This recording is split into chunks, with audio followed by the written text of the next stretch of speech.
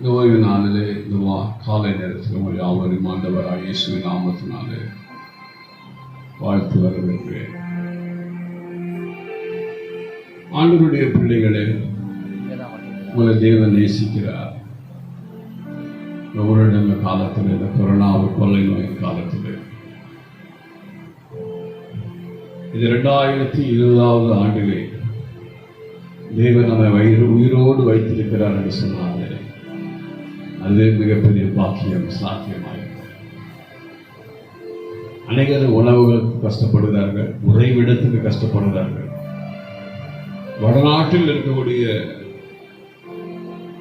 ஜனங்கள் தமிழ்நாட்டிலிருந்தும் டெல்லியிலிருந்தும் 1000 kilometre 1200 kilometre எல்லாம் நடந்து போய் கொண்டிருக்கிறார்கள். ஆனால் இந்த 2020 ஆண்டிலே தேவன் நம்மை சுகத்தோடு கூட வைத்திருக்கிறார். அதற்கே நாம் ஈடு இணை இல்லாமல் ஆண்டவருக்கு நாம் நன்றி செலுத்த வேண்டியவர்களாக இருக்கிறோம். கர்த்தருடைய கிருபை, கர்த்தருடைய ஒத்தாசைகள் அமிதமாக நமக்கு கிடைக்கக்கூடியதாக இருக்கும். அந்த இந்த தினத்தில் லைவ் ப்ரோக்ராம் ஆரம்பிப்பது கொஞ்சம் தாமதமாகிவிட்டது. வேதம் சொல்கிறது, குறித்த காலத்துக்கு தரிசனம் வைக்கப்பட்டிருக்கிறது, தாமதித்தாலும் அதுக்கு காத்துரு, நிச்சயமாக அது நிறைவேறும் என்று சொல்லப்பட்டிருக்கிறது. அருமையானவர்களே, ஓய்வு நாளிலே நாம் வந்திருக்கிறோம். லைவ் ப்ரோக்ராமுக்கு நேராக இருக்கிற இடத்துல இருந்து அதை நோக்கி பார்க்கிறோம். அவருடைய பிதாவே, இந்த நல்ல வேலைக்காக மக்கள் நன்றி செலுத்துகிறோம். எல்லாவே ஆத்மாச இடத்தை தாழ்த்து வெறுமையாக்கப்படுகிறோம். ஆண்டவரே, தகப்பனே, நான் சமூகத்துக்கு மாத்திரம் தேவன் அல்ல, நூறத்திற்கும் தேவன் என்று இருக்கிறேன். என்னை நோக்கி கூப்பிடு. நீ அறியாததும் உனக்கு எட்டாதமான பெரிய காரியங்களை நான் உனக்கு தெரிவிப்பேன் என்று சொல்லியிருக்கிறேன். நமக்கு நன்றி செலுத்துகிறோம். ஆண்டவரே, தகப்பனே, உங்களுடைய கிருபை, உங்களுடைய தயவுக்கு, உங்களுடைய பலத்துக்கு ஒப்புக்கொடுக்கிறோம். தொடர்ந்து ஆண்டவர் ஆசை பெரியவர், கிருபையானவர், வல்லமையானவராய் எப்பொழுதும் காத்துக்கொண்டு பொறுப்பேற்று இயேசு கிறிஸ்து இந்த நாமத்திற்கு இருக்கிறோம் ஜீவன் உள்ள நல்ல பிதாவே, ஆமென். லைவ் ப்ரோக்ராமிலே இந்த ஆராதனையினுடைய ஆரம்பமாக ஜான் சார் ஒரு பாடலை பாடுவார்கள். அதில் பிற்பாடு நாம் ஆராதனை கடைசிவோம். கர்த்தர் உங்களையும் என்னையும் நம்மையும் ஆசீர்வதிப்பார்.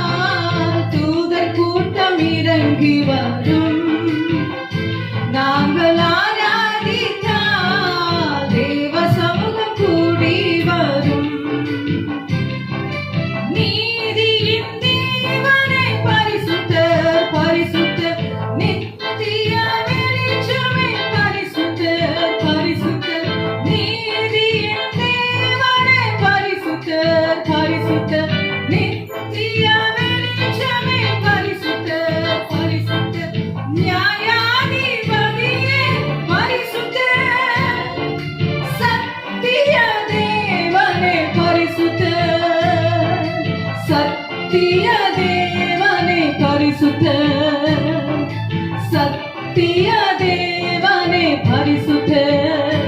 நாங்கள் ஆராதித்தால் தூதர் கூட்டம் இறங்கி வரும்.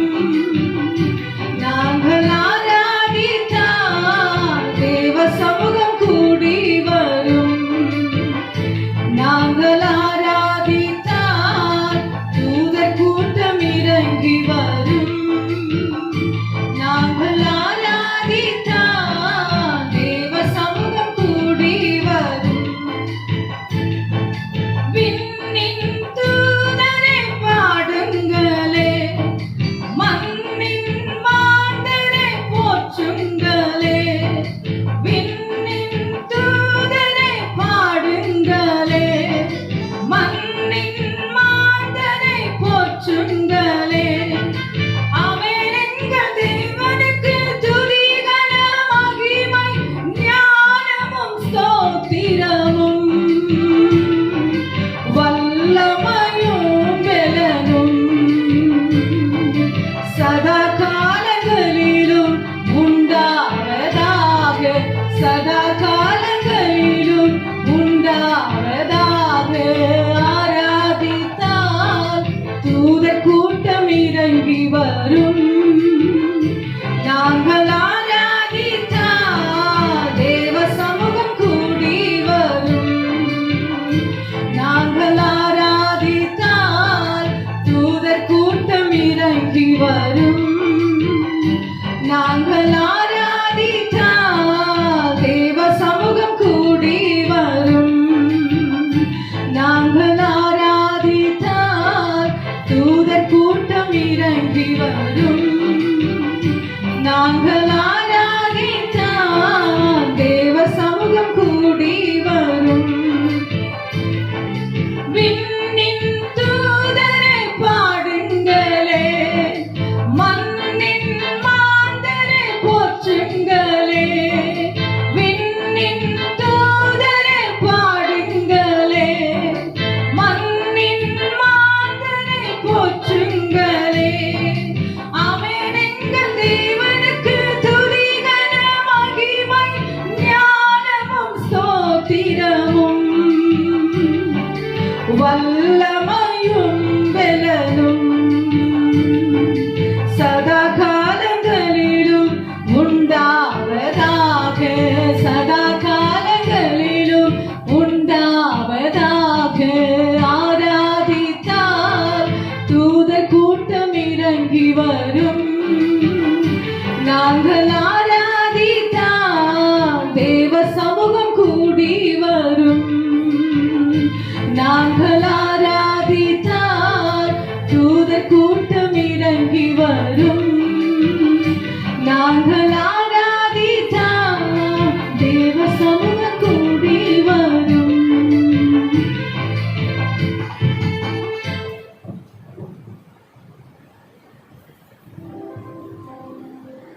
Praise the Lord. இன்னொரு பாடலையும் நாம் பாடுவோம்.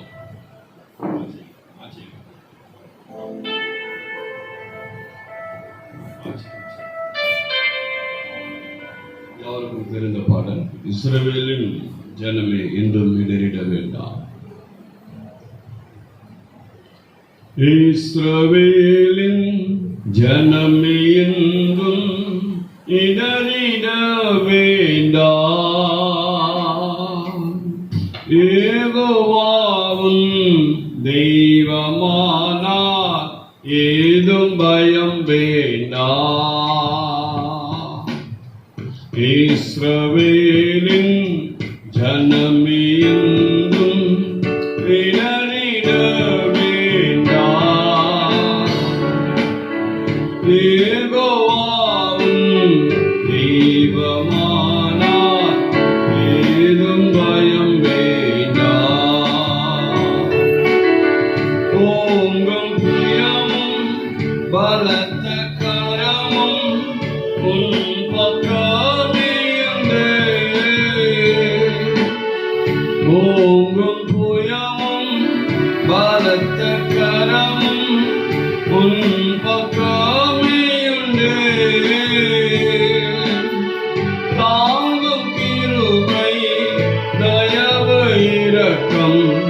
தாராளமாயுண்டு. தாங்கும் கிருபை தயவு இரக்கம் தாராளமாயுண்டு. இஸ்ரவேலின் ஜனமே என்றும் இடறிட வேண்டாம். யெகோவாவும் தெய்வமானார் ஏதும் பயம் வேண்டாம். பார்வோன் கைக்கு விடுத்து மீட்ட வஸ்க ஆட்டுக்குட்டி, பார்வோன் கைக்கு விடுத்து மீட்ட வஸ்க ஆட்டுக்குட்டி. ஆரோன் மோசே இன்னும் நல்ல ஆசாரியருண்டு. ஆரோன் மோசே இன்னும் நல்ல ஆசாரியருண்டு. இஸ்ரவேலின் ஜனமே என்றும் இடறிட வேண்டாம். யெகோவாவும் தெய்வமானார் ஏதும் பயம் வேண்டாம். செங்கடலில் வழித்திருந்த சீயோன் நாயகனே, செங்கடலில் வழித்திருந்த சீயோன் நாயகனே, பங்கமின்றி பாலைவனத்தில் பரமரித்தாரே. பங்கமின்றி பாலைவனத்தில் பரமரித்தாரே. இஸ்ரவேலின் ஜனமே என்றும் இடறிட வேண்டாம். யெகோவாவும் தெய்வமானார் ஏதும் பயம் வேண்டாம். சத்துருக்களை சிதறடித்த சர்வவல்ல தேவன், சத்துருக்களை சிதறடித்த சர்வவல்ல தேவன், யுத்தத்தில் முன்னே சென்று ஜெயமெடுத்தாரே. யுத்தத்தில் முன்னே சென்று ஜெயமெடுத்தாரே.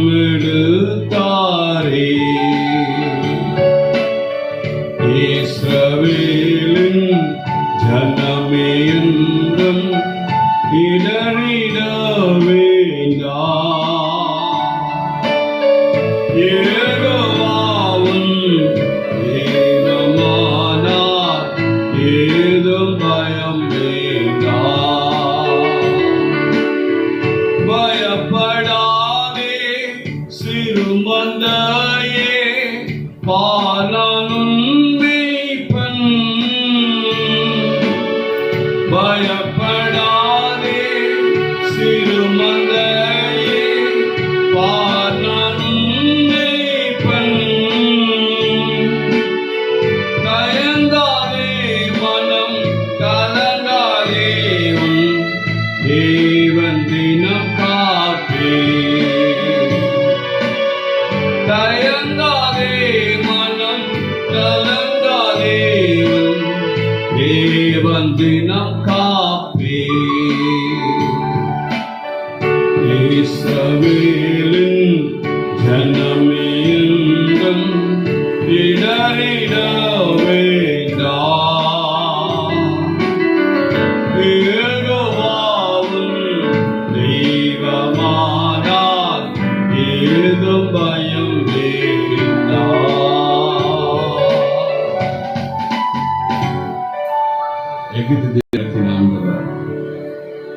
நம்மையும் நம்முடைய தேசத்திலே நடத்துவார். வனாந்தரத்திலே காளையும் மன்னாவையும் கொடுத்து வழி நடத்தின தேவன் இந்த நாட்களிலே நம்மையும் நடத்துவார். யெகோவா தேவனாக, யெகோவா நிசியாக, யெகோவா ஷாலோமாக அவர் இருக்கிறார். இந்த தினத்தில் ஆண்டவர் உங்களை நடத்துவார். கர்த்தர் பொறுப்பேற்றுவார். இந்த தினத்தினுடைய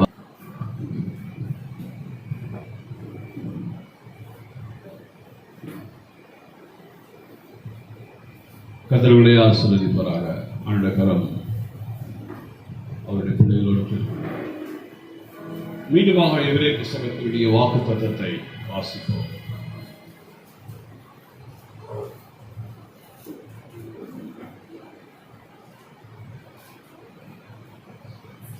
ஆகையால் தேவனுடைய ஜனங்களுக்கு இளைப்பாறுகிற காலம் இனி வருகிறதா இருக்கிறது.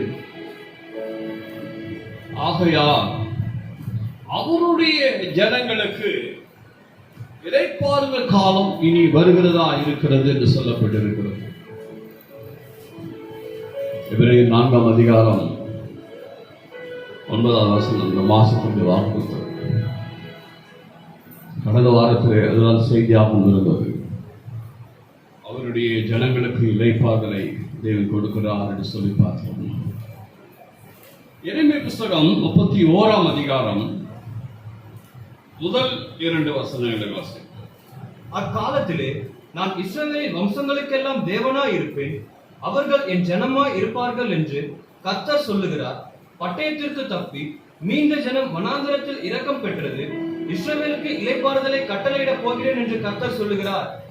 இஸ்ரவேலுக்கு இளைப்பாறுதலை கட்டளையிட போகிறேன்.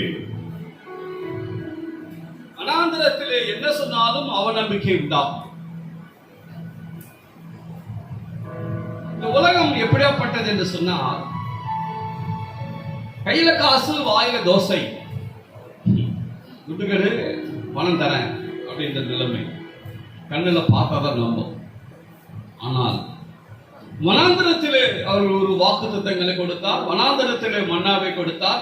வனாந்தரத்திலே கட்டளைகளை கொடுத்தார். வனாந்தரத்திலே பிரமாணங்களை கொடுத்தார். வனாந்தரத்திலே மேக சம்பத்தையும் அக்னி சம்பத்தையும் கொடுத்தார். வனாந்தரம் தான் நம்முடைய வருங்காலங்களுடைய நிச்சயமாயிருக்கு. வனாந்தரம் என்று சொன்னால் ஒன்றுமில்லாத சூழ்நிலை. வனாந்தரம் என்று சொன்னால் கண்ணுக்கு எதுவுமே புலப்படாத ஒரு சூழ்நிலை. வனாந்தரம் என்று சொன்னால் சஞ்சலமும் தவிப்பும் நிறைந்த ஒரு சூழ்நிலை. வனாந்தரம் என்று சொன்னால் கற்பனைகளுக்கும் கனவுகளுக்கும் அப்பாற்பட்ட ஒரு நிலை.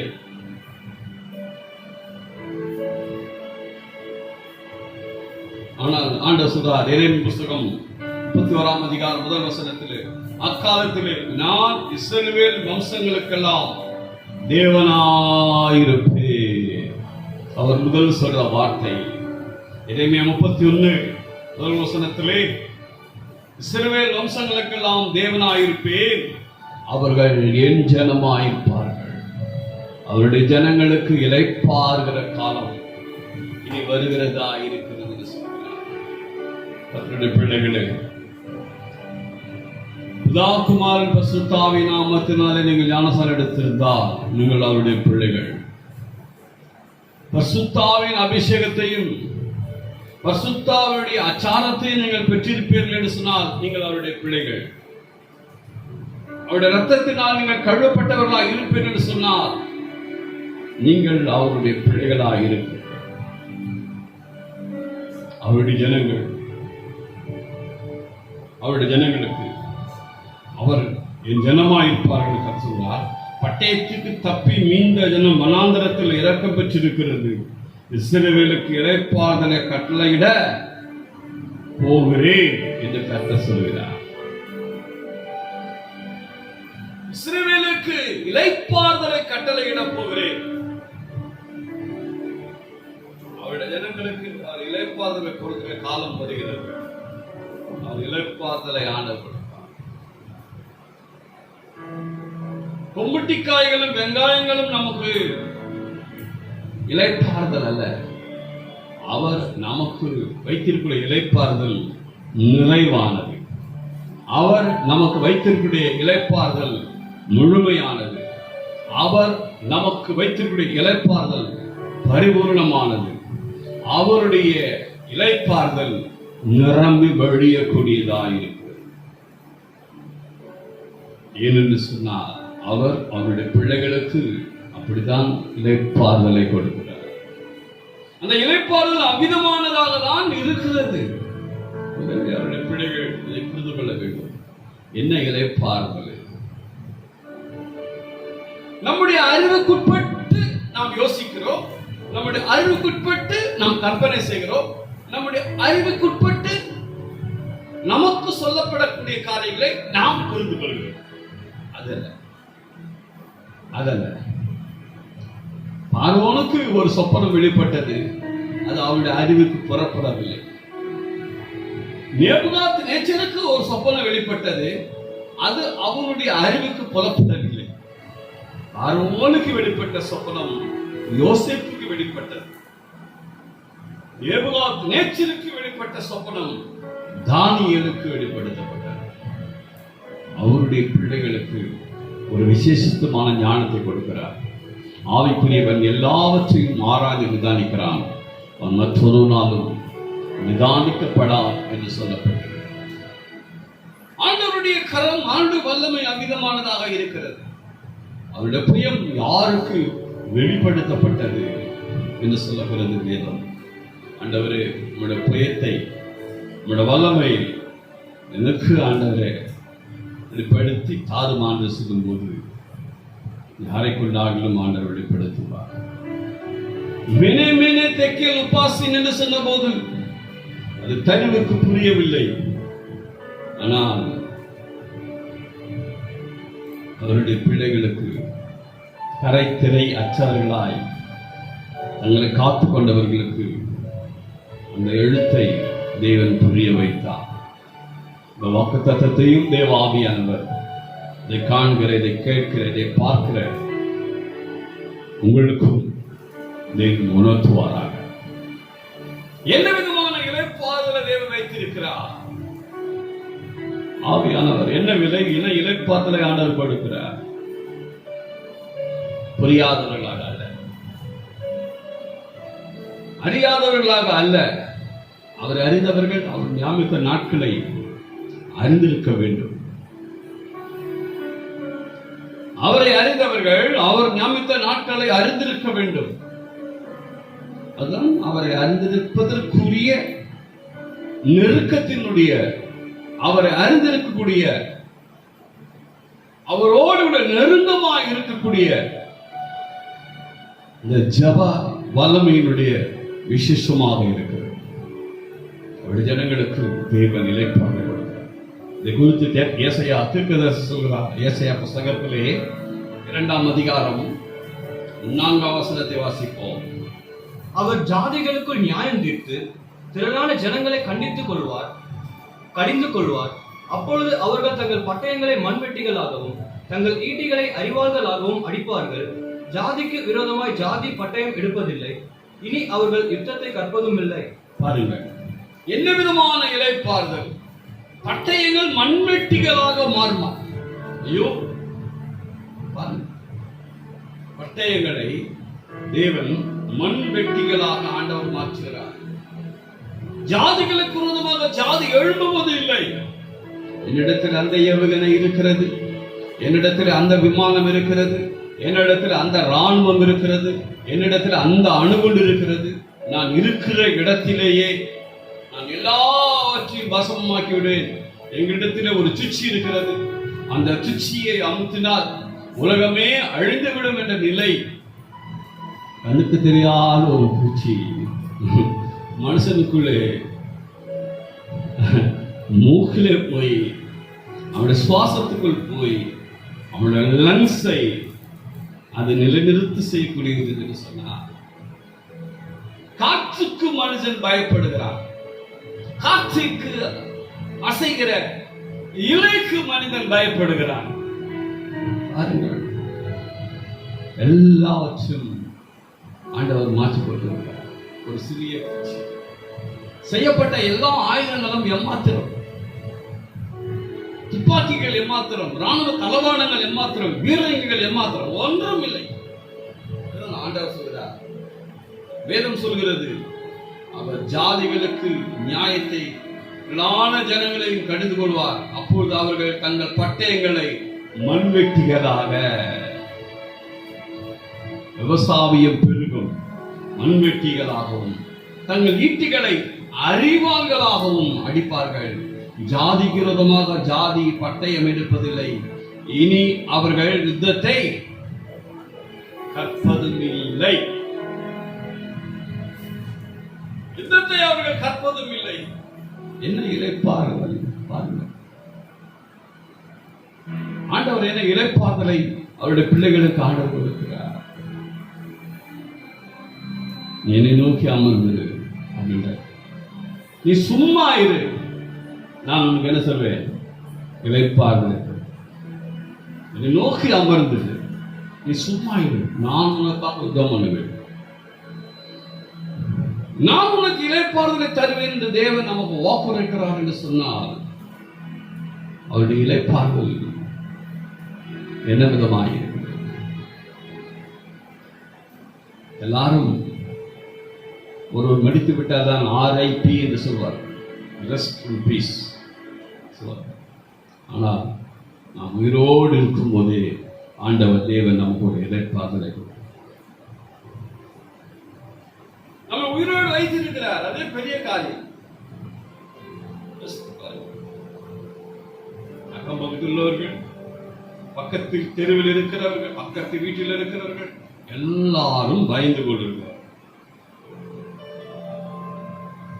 ஒரு சாவு என்றாலும் ஒரு போக மாட்டேங்கிறாங்க. என்ன எசையா புஸ்தகத்தில் 11ஆம் அதிகாரம் 9ஆம் வசனத்தை வாசிங்க. என் பரிசுத்த பர்வதெங்கும் தீங்கு செய்வாரும் இல்லை, என் பரிசுத்த பர்வதம் எங்கும் தீங்கு செய்வாரும் இல்லை, தீங்கு செய்வாரும் இல்லை, கேடு செய்வாரும் இல்லை, கேடு செய்வாரும் இல்லை. சமுத்திரம் ஜலத்தினால் நிறைந்திருக்கிறது போல் ஆமென், பூமி கர்த்தரை அறிகிற அறிவினால் நிறைந்திருக்கும். என் பரிசுத்த பர்வதம் எங்கும் தீங்கு செய்வார் இல்லை. என் பரிசுத்த பர்வதம் எங்கும் தீங்கு செய்வாரும் இல்லை, கேடு செய்வாரும் இல்லை. சமுத்திரம் ஜலத்தினால் நிறைந்திருக்கிறது போல பூமி கர்த்தரை அறிகிற அறிவினால் என்ன செய்திருக்குமா, நிறைந்திருக்கும். இந்த அறிவு, அந்த ஞானம், அந்த தெளிவு வந்துவிட்டால் ஒருவருக்குள்ளே தீங்கு செய்கின்ற எண்ணம் இருக்காது. அவருடைய பரிசுத்த பர்வதம் அப்படியாப்பட்டது. அங்கே உள்ளே நுழைந்து விட்டாலே ஒரு சமாதானம், அங்கே உள்ளே நுழைந்து விட்டாலே ஒரு இளைப்பாறுதல், அங்கே உள்ளே நுழைந்து விட்டாலே ஒரு தேவனுடைய மகிழ்ச்சியை ஆண்டவர் கொடுக்கிறார். இதை காண்கிறவர்களே, கேட்கிறவர்களே, பார்க்கிறவர்களே, அவருடைய பரிசுத்த பர்வதத்திலே வேதம் சொல்கிறது, தாவீது சொல்கிறான், என் கால்கள், என்னுடைய கால்கள் அவருடைய பரிசுத்த ஸ்தலத்திலே நிற்கலாயின.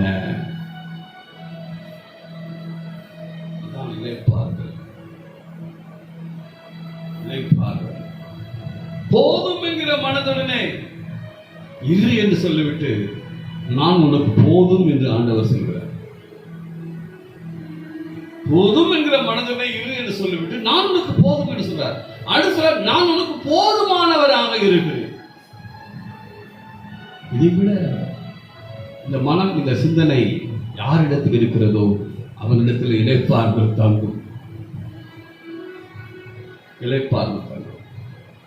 அது வாடகையோ சொந்தமோ லீஸோ எதுவா இருந்தாலும் சரி, கர்த்தர் யாருடைய மனதிலே, யாருடைய இருதயத்திலே, யார் மத்தியிலே வாசம் பண்ணி உலாவுகிறவராக, அசைவாடுகிறவராக அவர்கள் காணப்படுகிறார்களோ அவர்களிடத்திலே பதற்றம் என்பது இருக்காது, அவர்களிடத்திலே பதறுதல் என்பதும் இருக்காது. அவர்களுக்கு தேவன் ஒரு இளைப்பாறுதலை அவர் வைக்கிறவராக. வேதம் அதைத்தான் சொல்கிறார். சத்தியம் அதை தான் சொல்கிறது. இந்த ஜனங்களுக்கு இளைப்பாறுகிற காலம் வருகிறது என்று சொல்லி கடந்த வாரத்தில் வாசித்தோம். ஆனால் இந்த வாரத்தில் ஆவியான சொல்கிறார், உங்களுக்கு இளைப்பாறுதலை நான் உண்டாக்குகிறவராக. மிக புஸ்தகம் 4ஆம் அதிகாரம் 4ஆம் வசனத்தை வாசிப்போம். அதற்கு கர்த்தர், நீ எரிச்சலா இருக்கிறது நல்லதோ என்றார். மீகா 4:4. அவனவன் தன் தன் திராட்சை செடியின் நிழலிலும் தன் தன் அத்திமரத்தின் நிழலிலும் பயப்படுத்துவார் இல்லாமல் உட்காருவான். சேனைகளுடைய கர்த்தரின் வாய் இதை சொல்லிற்று.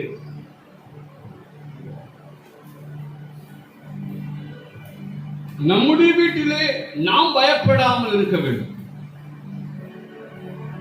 கர்த்தர் சொல்றார், அவனவன் வீட்டிலே, அவனவன் திராட்சை செடியிலே, அவனவன் இருக்கும் இடத்திலே அவனவனுக்கு எந்த பயமும் இல்லாமல் ஆண்டவர் நம்மை காக்கிறார். அவர் நம்மை போஷிக்கும் விதம், அவர் நம்மை நடத்தும் விதம், அவர் நம்மை ஆட்கொண்டு வழிநடத்துகிற விதம் நாம் புரிந்து கொள்ள வேண்டும். இஸ்ரவேல் ஜனங்கள் சில ஆண்டவர் கோபம் பற்றின போது ஆண்டவர் சொல்றார், நான் உனக்கு பிதா அல்லவா, நான் உன்னை ஆட்கொண்ட ஆண்டவர் அல்லவா என்று சொல்கிறார். நான் பிதா அல்லவா, நான் உன்னை ஆட்கொண்டவர் அல்லவா. அவர் கொடுக்கிற அபிஷேகம், அவர் கொடுக்கிற அக்கினி, அவர் கொடுக்கிற அந்த உணர்த்துதல், அவர் கொடுக்கிற அந்த நிறைவு, அவர் கொடுக்கிற அந்த நிம்மதி, அவர் கொடுக்கிற அந்த நிறைவு நமக்குள்ளே விதமாய் நாம் உணர்ந்து நிச்சயமாக நமக்கு இடைப்பார்கள் சமாதானம். வேதம் சொல்கிறது, நீதிமான் தன் மரணத்திலே நம்பிக்கொள்ளவர். மரணத்திலே யார் ஒருவர் நம்பிக்கொள்ளவர்களாக இருக்கிறார்களோ அவர்களை விட இந்த உலகத்தில் இழப்பாது உள்ளவர்கள் வேற யாரும் இருக்கும். தேவையில்லாத சிந்தனைகள், தேவையில்லாத சத்தம், தேவையில்லாத கத்தம், தேவையில்லாத கோபம். கோபத்தில் கூட ஒரு நியாயம் இருக்க வேண்டும். கோபப்படுகிறோம், கோபத்தில் என்ன இருக்க வேண்டும்? நியாயம் இருக்க வேண்டும். நாம் செய்யாததை மற்றவர்கள் செய்கிறார்கள் என்று சொன்னால் கோபப்படலாம், அதில் நியாயம் இல்லை. நாம் செய்ததையே மற்றவர்கள் செய்கிறார்கள் என்று சொன்னால் அதில் கோபப்படுவதில் என்ன இல்லை? நியாயம் இல்லை. உன் கண்ணிலே பெரிய உத்தரவு இருக்கிறது, அவன் கண்ணில் இருக்கிற தூசை நீ பார்க்கிறது என்ன? நான் கேட்கிறேன். எல்லாரும் கோபப்பட்டு ஒரு ஸ்திரியை கல்லெறிய வேண்டும் என்று சொல்கிறார்கள். முதலில் உங்களிலே எவன் பாவம் செய்யாமல் இருக்கணும்? முதல் கல்லை எறிகிறார். கோபம், அவர் மேலும் கோபம், அந்த ஜனத்தின் மேலும் கோபம், அந்த ஸ்திரீயின் மேலும் கோபம். ஆனால் எல்லாருக்கும் ஆண்டவர், நான் உன்னை நியாயத்திற்கவில்லை என்று சொல்லி அவருக்கு தேவன் ஒரு இளைப்பாறுதலை கொடுக்கிறார். ஒவ்வொரு பிள்ளைகளுக்கும், ஆண்டவரை நேசிக்கிறவர்கள், கர்த்தரை நேசிக்கிற ஒவ்வொருவருக்கும் தேவனாய் கர்த்தர் ஒரு இளைப்பாறுதலை ஆண்டு கொடுக்கிறார். நான் எவ்வளவு நாள் அலைவது? இரண்டாவதாக யோசுவா புஸ்தகம் 1ஆம் அதிகாரம் 13ஆம் வசனத்தை வாசிக்கிறோம். யோசுவா 1:13. கர்த்தருடைய தாசனாகிய மோசே உங்களுக்கு கற்பித்த வார்த்தையை நினைத்துக் கொள்ளுங்கள். உங்கள் தேவனாகிய கர்த்தர் உங்களை இளைப்பாற பண்ணி இந்த தேசத்தை உங்களுக்கு கொடுத்தாரே. உங்களை இளைப்பாற பண்ணி இந்த தேசத்தை கொடுத்தாரே. யோசுவா புஸ்தகம் 1ஆம் அதிகாரம் 13ஆம் வசனம். கர்த்தருடைய தாசனாகிய மோசே உங்களுக்கு கற்பித்த வார்த்தையை நினைத்துக் கொள்ளுங்கள். உங்கள் தேவனாய கர்த்தர் உங்களை இளைப்பாற பண்ணி.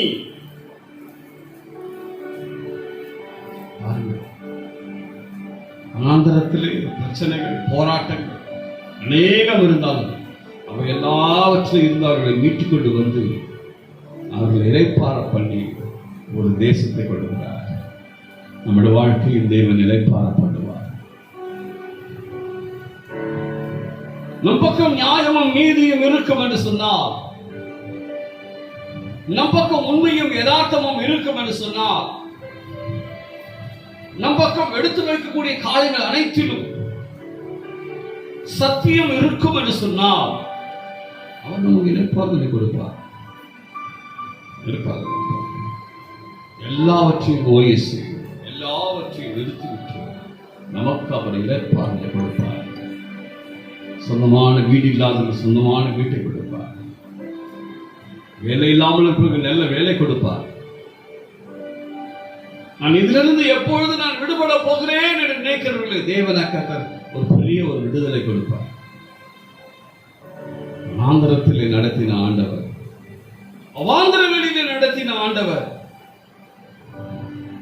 சிங்கடனையும் யோகானையும் பிளக்க செய்த ஆண்டவர் ஒரு இளைப்பாறுதலுடைய தேசத்தையே கொடுக்கிறார் என்று சொன்னார். நமக்கு ஒரு சிறிய காரியத்திலே நாம் சிறிய காரியத்தை எதிர்பார்க்கிறோம். எனக்கு ஆண்டவரை இளைப்பாறுதலை தாரும் ஆண்டவர் என்று சொல்லுங்கள். தேவன் நமக்கு இளைப்பாறுதலை கொடுக்கிறவராக. நாம் கலைத்து போனாலும் சரி,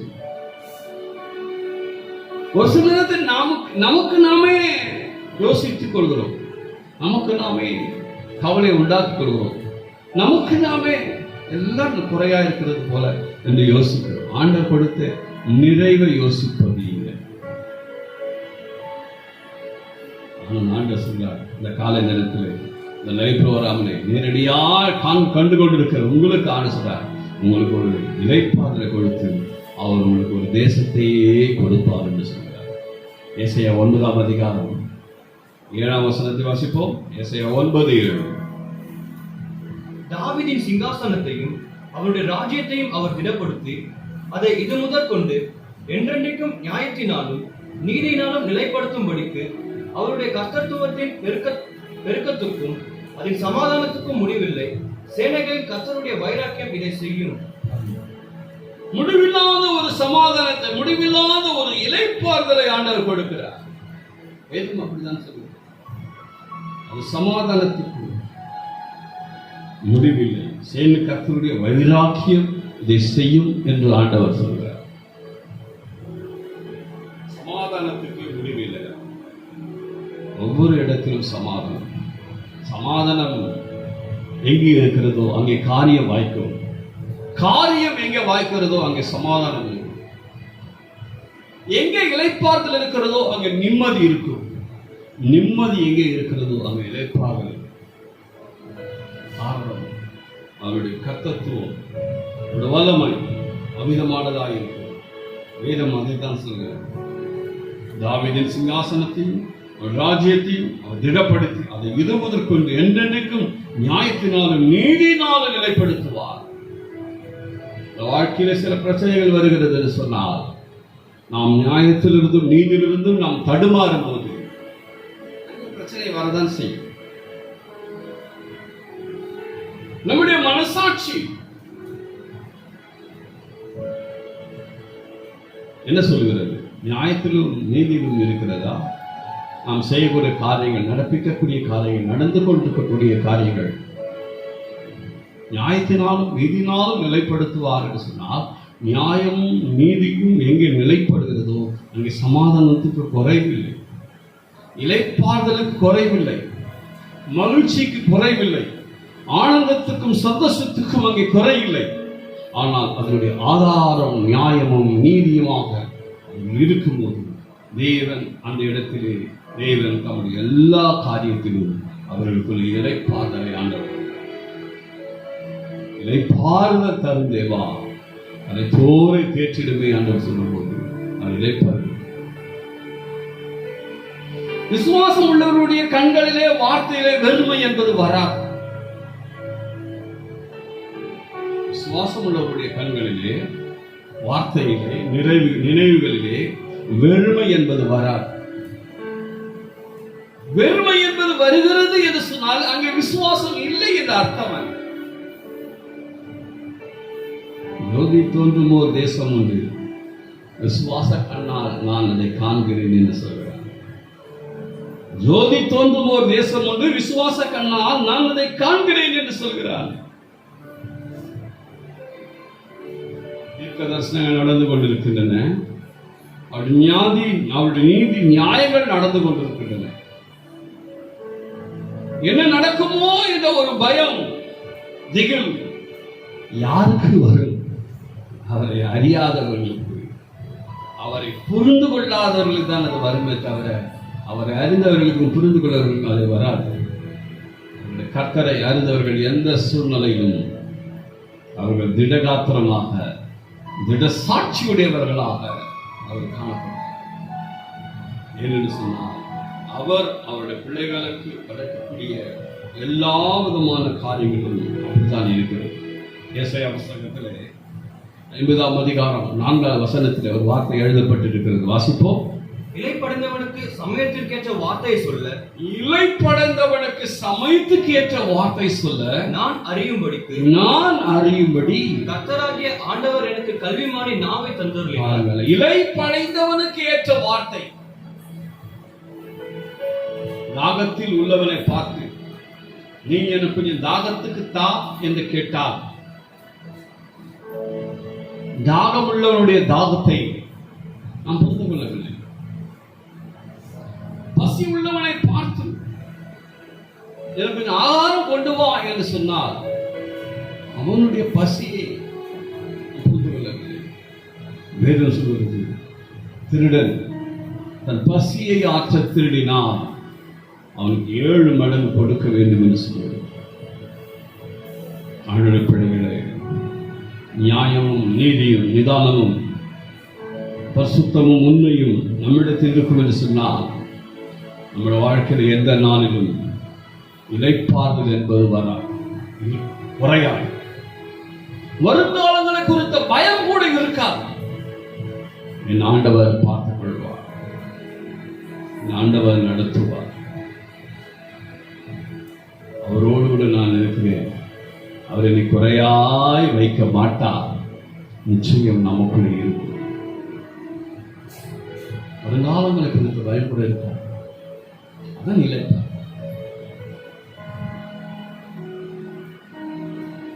அதான் நிலைப்பார். அதுதான் வேணும் சொல்லுங்க. உபாகம புஸ்தகத்திலே 12ஆம் அதிகாரம் 10ஆம் வசனத்தை வாசிங்க. நீங்கள் யோர்தானை கடந்து போய் உங்கள் தேவனாகிய கர்த்தர் உங்களுக்கு சுதந்திரிக்க கொடுக்கும் தேசத்தில் குடியேறும் போது சுற்றிலும் இருக்கிற உங்கள் சத்துருக்களை எல்லாம் அவர் விலக்கி உங்களை இளைப்பாற பண்ணுகிறதினால் நீங்கள் சுகமாய் வசித்திருக்கும் போதும். நீங்கள் யோர்தானை கடந்து போய் உங்கள் தேவனாகிய கர்த்தர் உங்களுக்கு சுதந்திரிக்க கொடுக்கிற தேசத்தில் குடியேறும் போது சுற்றிலும் இருக்கிற உங்கள் சத்துருக்களை எல்லாம் அவர் விலக்கி உங்களுக்கு இளைப்பாற பண்ணுவார். சத்துருக்களை விளக்குவார். சத்துருவை கண்டுதான் பயப்படுவோம். யாக்கோபு ஏசாவை கண்டு பயப்படுகிறார். யாக்கோபு ஏசாவை கண்டு என்ன செய்கிறான்? பயப்படுகிறான். ஆனால் ஏசா சொல்கிறான், நாம் சகோதரர், நீங்க வாசம் பண்ணு, நான் தூரமாய் போய்விடுகிறேன் என்று சொல்லி நான் போய்விடுகிறேன். அதுக்கு அடுத்தது யாக்கோபுடைய பிள்ளைகள் மத்தியில் தான் பிரச்சனை ஏற்பட்டதே தவிர ஏசாவால் யாக்கோபுக்கு பிரச்சனை ஏற்படவில்லை. இவர்கள் இருவரும் உயிரோடு இருக்கும் வரைக்கும் அமலேக்கியன் அது வேறு காரியங்கள், அது வேறு சம்பவம். ஆனால் கஷ்டம், உங்கள் சத்துருக்கு எல்லாம் விலக்கி உங்களுக்கு விளைப்பார்கள்.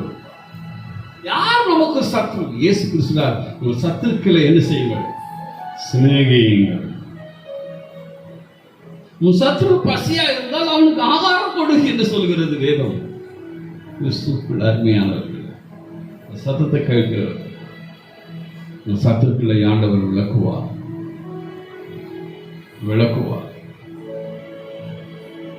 நம்முடைய ஆத்திரம், நம்முடைய கோபம், நம்முடைய எரிச்சல், அவைகளிலே ஒரு நியாயம் இருக்க வேண்டும். அவைகளிலே ஒரு நீதி இருக்க வேண்டும். அவைகளிலே ஒரு உண்மை இருக்க வேண்டும். நிச்சயமாய் ஆண்டவர் நம்மை பதற்றத்துக்குள் நம்மை வழி நடத்துகிறவர்கள, நம்மை பதற்றம் அடைய செய்கிறவரும் அல்ல. நான் உன்னை விட்டு விலகுவதும் இல்லை, உன்னை கைவிடுவதும் இல்லை என்று அவர் சொல்லுகிறார் சொன்னால் நம்மை அவர் பதற்றம் அடைய செய்வாரா? நாம் பதற்றம் அடையும் போது அவர் பார்த்து கொண்டிருப்பார். நமக்கு நாமே பதற்றத்தை உண்டாக்கிக் கொள்ளக்கூடாது. நமக்கு நாமே ஒரு திகிலை உண்டாக்கிக் கொள்ளக்கூடாது. நமக்கு நாமே ஒரு கவலை எரிச்சலை உண்டாக்கிக் கொள்ள கூடாது. பார்த்துக் கொள்ளுமா ஆண்டவரே, ஆண்டவரிடத்தில் செல்லும்போது ஆண்டவர் எல்லாவற்றையும் பார்த்து ஒரு சிறிய ஒரு தாளத்தை, ஒரு சிறிய ஒரு மீட்டை நான் பாடுவோம். நீங்க போதும் ஏசப்பா, உங்க சமூகம் எனக்கப்பா. நீங்க போதும் ஏசப்பா, உங்க சமூகம் எனக்கப்பா. எத்தனை இன்பமே உந்தன் சமூகமே, எத்தனை இன்பமே உந்தன் சமூகமே. உள்ளம் உடலுமே உமக்காயுரி, உள்ளமும் உடலுமே உமக்காயுரி. நீங்க போதும் ஏசப்பா, உங்க சமூகம் எனக்கப்பா. நீங்க போதும் ஆண்டவரே நாம் சொல்லுகிறோம் என்று சொன்னால் நாம் இளைப்பாறுதல் அடைந்து விட்டோம். இயேசு கிறிஸ்து கேட்கிறார் சீஷர்களை பார்த்து, நீங்களும் போய்விட மனதாய் இருக்கிறீர்களோ? சீஷன் சொல்கிறான், யாரிடத்தில் போவோம் ஆண்டவரே? நித்திய ஜீவ வசனங்கள் உம்மிடத்தில் உண்டே, அதுதான் இளைப்பாறு. இதை விட வேற என்ன இளைப்பாறுதல் எங்களுக்கு வேண்டும்? நாங்கள் எங்க ஆண்டவரை போக முடியும்? பாருங்க, நமக்கு என்ன ஆண்டவர் இளைப்பாறு? அவருடைய ஜனங்களுக்கு இளைப்பாறுற காலம் இனி வருகிறதா இருக்கு. இளைப்பாறு யோசுவா புஸ்தகம் 21:44 வசனத்தை வாசிங்க. கர்த்தர் அவர்களுடைய பிதாக்களுக்கு ஆணையிட்டபடி எல்லாம் அவர்களை சுற்றிலும் யுத்தமில்லாமல் இளைப்பாற பண்ணினார். அவர்களுடைய எல்லா சத்துருக்களிலும் ஒருவர் அவர்களுக்கு முன்பாக நிற்கவில்லை. அவர்கள் சத்துருக்களை எல்லாம் கர்த்தர் அவர்கள் கையில் ஒப்புக் கொடுத்தார்.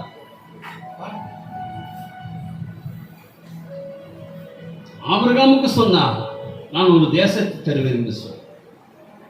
மோசேக்கு சொன்னார், நான் உங்களுக்கு ஒரு இளைப்பாறுதலை தருவேன் என்று சொன்னார். மோசேயினிடத்தில் சொன்னார், உன் ஜனங்கள் சத்துருக்கள் இல்லாமல் இளைப்பாறுவர் சொன்னார். ஆனால் யோசுவாவின் காலத்திலே அதை நிறைவேற்றுகிறார். மீண்டும் வாசிப்போம். கர்த்தர் அவர்களுடைய பிதாக்களுக்கு ஆணையிட்டபடி எல்லாம், கர்த்தர் பிதாக்களுக்கு ஆணையிட்டபடி எல்லாம் அவர்களை சுற்றிலும் யுத்தமில்லாமல் இளைப்பாற பண்ணினார். சுற்றிலும் யுத்தம் இல்லாமல் இளைப்பாறுதல் பண்ணினார். அவர்களுடைய எல்லா சத்துருக்களிலும் ஒருவரும் அவர்களுக்கு முன்பாக நிற்கவில்லை. பாருங்கள், ஒருவரும் நிற்கவில்லை. என்ன விதமான இளைப்பாறுதல்! 23 கர்த்தர் இஸ்ரவேல் குடும்பத்தாருக்கு சொல்லியிருந்த நல்வார்த்தைகளை எல்லாம் ஒரு வார்த்தையும் தவறி போகவில்லை. ஒரு வார்த்தையும் தவறி போகவில்லை. எல்லாம் நிறைவேறிற்று. எல்லாம் நிறைவேறிற்று. ரெஸ்ட், இளைப்பாறுதல்.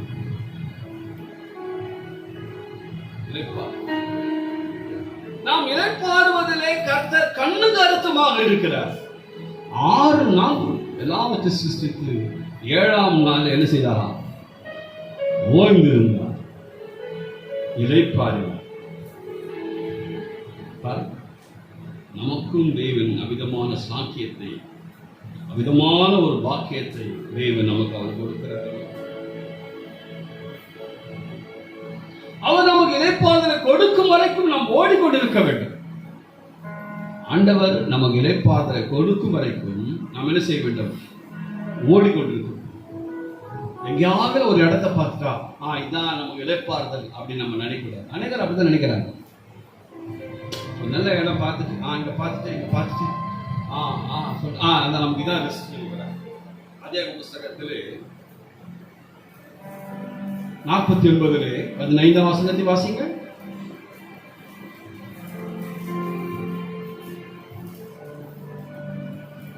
அவன் இளைப்பாறுதலை நல்லது என்றும் நாடு வசதியானது என்றும் கண்டு சுமக்கிறதற்கு தன் தோலை சாய்த்து பகுதி கட்டுகிறவனானார். இளைப்பாறுதல் நல்லது. சோம்பேறி தான் அதை நினைப்பான். அவர் நமக்கு இளைப்பாறுதலை உறுதிப்படுத்தும் வரைக்கும் நாம் ஓடிக்கொண்டிருக்க வேண்டும். விசுவாசத்தை துவக்கிறவரும் முடிக்கிறவருமாயிருக்கிற இயேசுவை நோக்கி ஓட வேண்டும் என்றார் பவுல் சொல்றார். ஓட்டத்தை இது விசுவாசத்தை காத்துக்கொண்டு ஓட்டத்தை முடித்து இது முதல் எனக்காக நீதியிடம் வைக்கப்பட்டிருக்கிறது. எது நமக்கு இளைப்பாறுதல் அன்னைக்கு அநேகருக்கு தெரியல.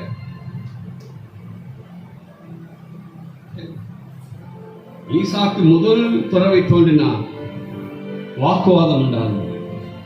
இரண்டாவது துறவையும் தோன்றினான், அங்கேயும் வாக்குவாதம் வந்தது. மூன்றாவது துறவை தோன்றினான், அங்கே வாக்குவாதம் இல்லை. அங்கே கர்த்தர் அந்த துறவிலே அவனுக்கு இளைப்பாறுதல். நாடு வசதியா இருக்குப்பா, பரவாயில்லப்பா, நிறைய ஜனங்கள் இருக்காங்க. நாடு எங்கே யோர்தானுக்கு அப்புறத்தில் இவர்கள் கொடுக்கவில்லை தேசத்தை. உங்கள் அழைப்பையும் தெரிந்து கொள்வதில் உறுதியாக்கும்படி ஜாக்கிரதையாயிருங்கள். இவைகளை செய்தால் நீங்கள் ஒரு காலம் இடறி விழுவதில்லை என்று வேதவசனம் சொல்கிறது. ஒரு இடம் கிடைத்து விட்டால், ஒரு சின்ன ஒரு சூழ்நிலை நமக்கு சரியாய் யதார்த்தமா இருக்கிறது சொன்னால் நமக்கு ஒரு ரெஸ்ட் கிடைத்தது நின்று விடுகிறார்கள். ஆனால் அங்கே அவருடைய நிலைமை என்ன தெரியுங்களா? பகுதி கட்டுதல். பகுதி கட்டுதல் என்றால் என்ன தெரியுங்களா? அடிமையின் வாழ்க்கை. என்ன வாழ்க்கை?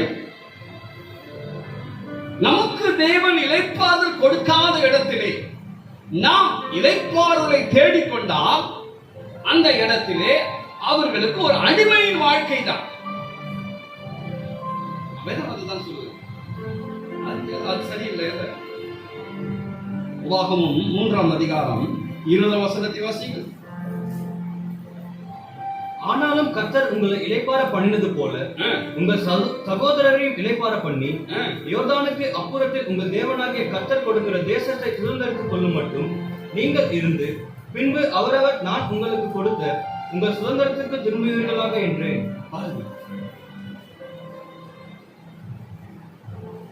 மற்றவங்களுக்கு இளைப்பாறுதல் வேண்டும்பா, நீங்க இந்த இடத்துல எடுத்துக்கிட்டீங்க, அந்த இளைப்பாறுதல் போங்க.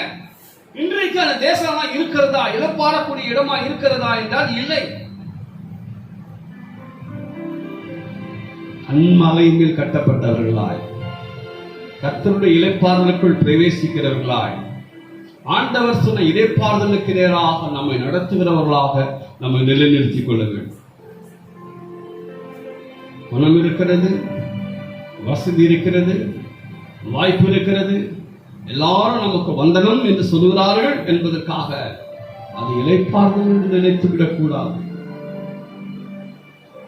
வழி தப்பினவன் மாயை நம்பானாக, நம்பினானாகில் மாயையே அவன் பலனா இருக்கும் என்று சொல்லப்பட்டது. மிக கவனமாய் ஆண்டவரை நீர் எனக்கு என்ன இளைப்பாறுதல் நினைத்திருக்கிறது, உம்முடைய அஸ்திபாரத்திலே நான் நிற்க வேண்டும், நீர் நிற்க சொல்கிற இடத்திலே நான் நிற்க வேண்டும் ஆண்டவர் என்று சொல்லும்போது,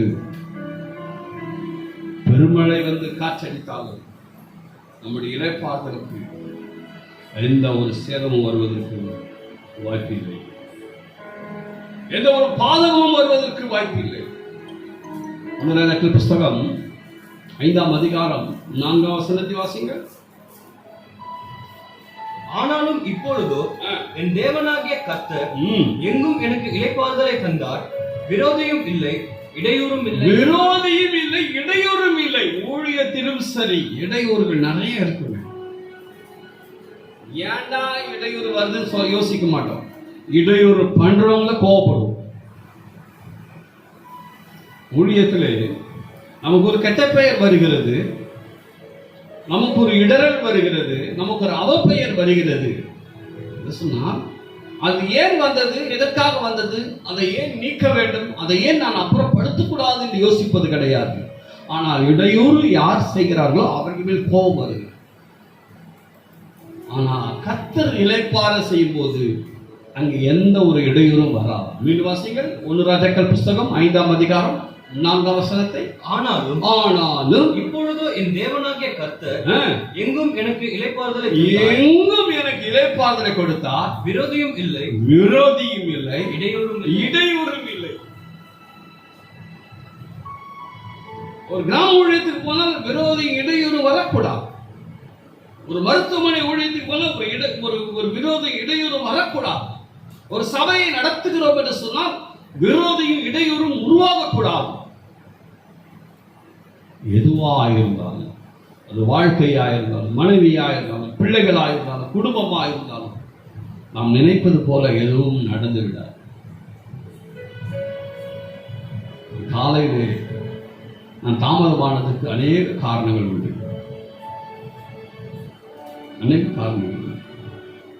மனசாட்சியின்படி அது நியாயம்.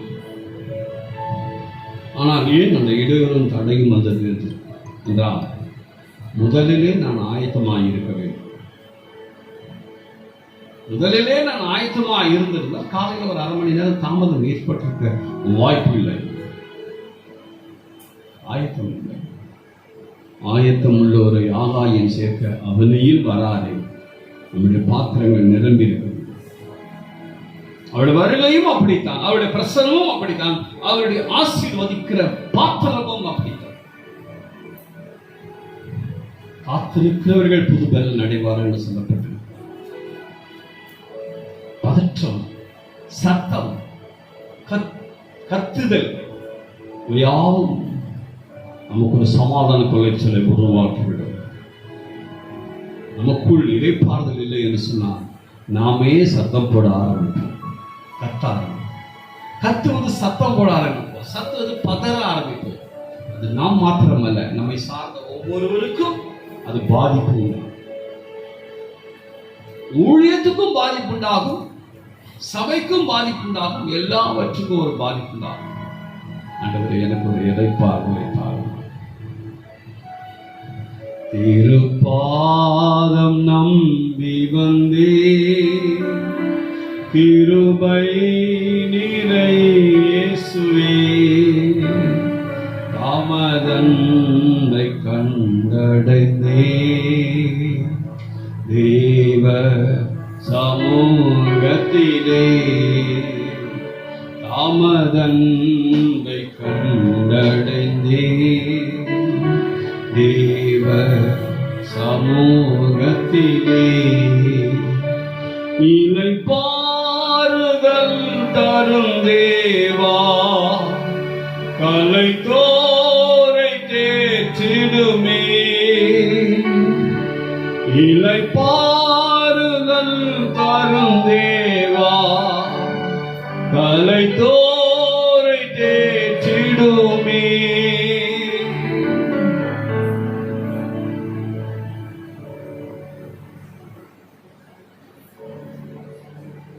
இளைப்பாறுதல் என்றால் என்ன என்பதை யாத்ராகம புஸ்தகத்திலே 23ஆம் அதிகாரம் 12ஆம் வசனத்திலே ஆண்டவர் ஒரு வாக்கியத்தை எழுதி வைத்திருக்கிறார்.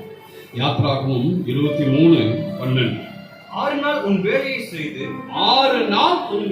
செய்து 7ஆம் நாளிலே உன் மாடும் உன் கழுதையும் இளைப்பாறவும் உன் அடிமை பெண்ணின் பிள்ளையும் அந்நியனும் இளைப்பாறவும் ஓய்ந்திருப்பாயாக. பாருங்க, இதெல்லாம் இளைப்பாற வேண்டும் என்று சொன்னால் நீ ஓய்ந்திருக்க வேண்டும். ஓய்ந்திருந்தால் தான் இளைப்பாறுதல் கிடைக்கும். 6 நாள் வேலை செய், 7ஆம் நாள் என்ன செய்?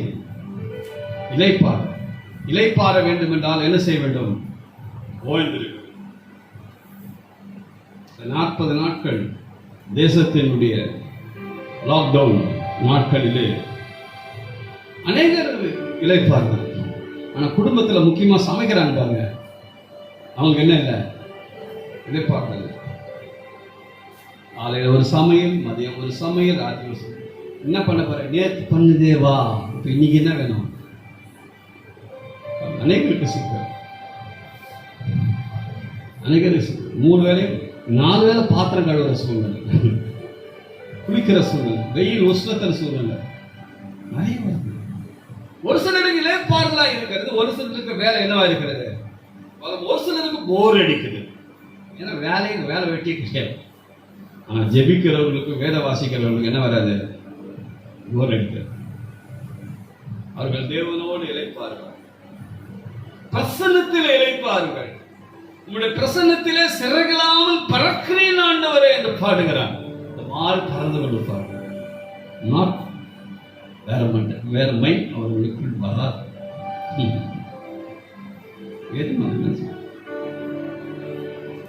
நம்ம என்ன சிந்தனை ஆண்டவரே எனக்கு வெளிப்படுத்தி தேவன் நமக்கு எடுத்துப்பார், இளைப்பார்கள். அந்த பறக்கின்ற அனுபவம், பறந்துடுவேன், நான் பறந்துடுவேன், பாதி வானம் வரைக்கும் பறந்துடுவேன் என்று சொல்கிறார். வருகையினால் நான் ஒருவனை அறிவேன், அவன் 3ஆம் வானம் வரைக்கும் சென்றான், அவன் எப்படி இருந்தான் தெரியல. என்ன அனுபவம்? லாக்டவுன், லாக் அப், மேல போற ஒரு அனுபவத்தை நாம் பெற்றவர்களாக இருக்கிறது.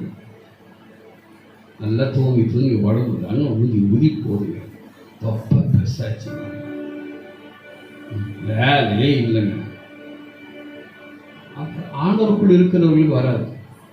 அவங்க பார்த்தீங்கன்னா அப்படி ஒரு மாதிரி ஆயிடுவாங்க. இந்த பிரசன்னத்தை எனக்கு தாருங்கள், உங்களுடைய சமூகத்தை எனக்கு தாருங்கள், உங்களுடைய கிருபை எனக்கு தாருங்கள்.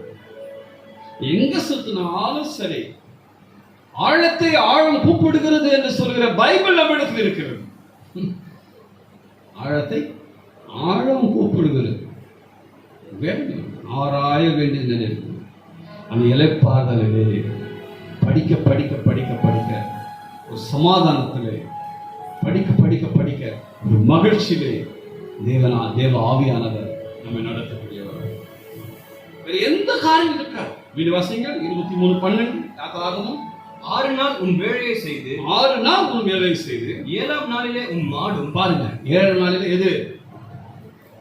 உன் வீட்டில் இருக்கக்கூடிய மாடு கூட என்ன செய்யும்? மாடும் உன் கழுதையும், உன் கழுதை இளைப்பாறவும், உன் அடிமை பெண்ணின் பிள்ளையும், உன் அடிமை பெண் உனக்கு வேலை செய்யணும் கூட என்னவா இருக்கணும்? இளைப்பாறவும். அந்நியனும் இளைப்பாறவும் ஓய்ந்திருப்பாயாக. அந்நியனும் இளைப்பாற ஓய்ந்திருப்பாய். நீ உட்கார்ந்துட்டா எல்லாரும் உட்கார்றாங்க, நீ முதல்ல உட்கார். தேவ சமூகத்தில், ஆண்டவருடைய சமூகத்தில், கர்த்தருடைய கற்பனையிலே நீ ஓய்ந்து இளைப்பாறு. வேதம் என்ன சொல்றா? அருமையாக ஆவியானவர் எழுதி வைத்திருக்கிறார். ஏசாயா 65:25 வாசிங்க. ஏசாயா 65:25. ஓனாயும் ஆட்டுக்குட்டியும் ஒருமித்து மேயும், சிங்கம் மாட்டை போல வைக்கோலை தின்னும், புழுதி சர்ப்பத்துக்கு இரையாகும், என் பரிசுத்த பர்வதெங்கும் அவைகள் தீங்கு செய்வதும் இல்லை. இளைப்பாறுதல் பாருங்க, எல்லாவற்றையும் ஒரு இளைப்பாறுதல். நீங்க ஆண்டையும் மாட்டையும் கழுதைக்கு ஒரு இளைப்பாறுதலை கொடுக்கிற தேவன் அங்கு எல்லாவற்றையும் ஒன்றாக என்ன செய்கிறார்? மேய செய்கிறார். என்ன ஒரு பாக்கியம்! ஓசியா 2ஆம் அதிகாரம் 18ஆம் வசனத்தை வாசிங்க. அக்காலத்தில் நான் அவர்களுக்கு காட்டு மிருகங்களோடும் ஆகாயத்து பறவைகளோடும் பூமியிலே ஊரும் பிராணிகளோடும் ஒரு உடன்படிக்கை பண்ணி வில்லையும் பட்டயத்தையும் யுத்தத்தையும் தேசத்திலே இராதபடிக்கு முடித்து அவர்களை சுகமாய் படுத்திருக்க பண்ணுவேன். இந்த லாக்டவுன் டேஸ்ல புலி, காட்டெருமை, காண்டாமிருகம், ஏன்னா இதெல்லாம் நாட்டுக்குள்ள வருது. மனித வீட்டுக்குள்ள அடங்கன உடனே இதெல்லாம் என்ன செய்யுது? இப்பவே இப்படி வருதுன்னா 1000 வருட அரசாட்சி காலத்திலே என்ன விதமாக நடக்கும்? என்ன விதமான இளைப்பாறுதல்களே! அருமையானவர்களே, இதை காண்கிறவர்களே, இதை பார்க்கின்ற சபை விசுவாசிகளே, லைஃப் வராமல் கேட்கிறவர்களே, ஆண்டவர் உங்கள் வாழ்க்கையிலே ஒரு இளைப்பாறுதலை கட்டளையிட்டு இருக்கிறார். உங்கள் கண்களை திறந்து பாருங்கள். ஆகாரை கண்களை திறந்து போல உங்கள் கண்களை திறப்பார். மோசே சிம்சோனுக்கு ஊற்றை திறந்தது போல உங்களுக்கு ஒரு ஊற்றை ஆண்டவர் திறப்பார். கேயாசியுடைய கண்களை திறந்தது போல உங்களுடைய கண்களையும் ஆண்டவர் திறப்பார். ஆண்டவரே உங்களுடைய அதிசயங்களை அற்புதங்களை பார்க்க முடியும். உன் கண்களை திறந்து இன்னைக்கு ஒரு இளைப்பாறலை தாருமாறு சொல்லி பாருங்கள். நிச்சயமாக நீங்கள் எந்த இடத்துல இருந்தாலும் நீங்கள் அந்த இடத்துல முழங்கால் படிங்க. உங்களுக்காக நான் ஜெபிக்க போகிறேன். ஹல்லேலூயா, ஹல்லேலூயா. ஆண்டவரே உமக்கு நன்றி செலுத்துகிறோம். இயேசுவே உமக்கு நன்றி செலுத்துகிறோம். ஹல்லேலூயா, ஹல்லேலூயா, ஹல்லேலூயா. ஆண்டவரே உம்மை துதிக்கிறோம், துதிக்கிறோம், துதிக்கிறோம். கர்த்தாவே உமக்கு நன்றி செலுத்துகிறோம். அலை அலையாய் பாய்ந்து வரும் தெய்வ கிருபை என்னை நனைத்ததையா. அலை அலையாய் பாய்ந்து வரும் தெய்வ கிருபை என்னை நனைத்ததையா. தேவனே உம் கிருபை என்றென்றும் மாறாதது. தேவனே உம் கிருபை என்றென்றும் மாறாதது. என்றென்றும் மாறாதது. அலை அலையாய் பாய்ந்து வரும் தேவ கிருபை என்னை நனைத்ததையா.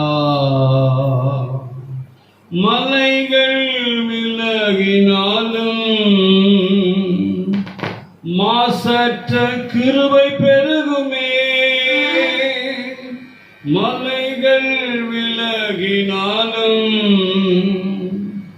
மாசற்ற கிருபை பெருகுமே. மன்னவனை மகிழ்ந்தால் மழையாக கிருபை ஊற்றுமே. பெரும் மழையாக கிருபை ஊற்றுமே. பிதாவே, ஆண்டவரே, செய்தியை கேட்கிறவர்கள், செய்தியை பார்க்கிறவர்கள், இந்த லைவ் ப்ரோக்ராமை காணுகிற ஒவ்வொருவருக்கும் என் தேவனும் இரட்சகருமாய் இருக்கிறவரே, நீர் ஆண்டவரே ஒரு இளைப்பாறுதலை கொடுக்கிறவராய், இளைப்பாறுதல் பாதையிலே ஆண்டவரே நீர் நடத்துகிறவராய் இருக்கிறார். உங்களுடைய கிருபையும் விடதாய் நான் காத்துக்கொள்ளும். ஒத்தாசை உதவிகள், சுகம் பலங்களை இடங்கள் நீர் வகைப்படும் காத்துக்கொண்டு வழி நடத்தும். ஆண்டவரே ஆசீர்வதியும். இயேசு கிறிஸ்து வைத்த இந்த நாமத்தில் கேட்கிறோம் ஜீவனுள்ள நல்ல பிதாவே. ஆமென், ஆமென். என் ஆத்துமாவே கர்த்தரை ஸ்தோத்திரி, என் முழு உடமே பரிசுத்த நாமத்தை ஸ்தோத்திரி. என் ஆத்துமாவே கர்த்தரை ஸ்தோத்திரி. கர்த்தர் செய்த சகல உபகாரங்கள் பிதாவாகிய தேவனுடைய அன்பும் ஆண்டவராகிய இயேசு கிறிஸ்துவின் கிருபை பரிசுத்தாவிட தயவு இப்பொழுது இப்பொழுது சதா காலம் இதை காண்கிற கேட்கிற இந்த லைவ் ப்ரோக்ராமை பார்த்துக்கொள்ள ஒவ்வொரு மேலும் இருப்பதாக. ஆமென், ஆமென், ஆமென். வரையிலும் காத்திருந்து பொறுமையோடு கேட்டவங்களை கர்த்தர் ஆசீர்வதிப்பார். ஆமென்.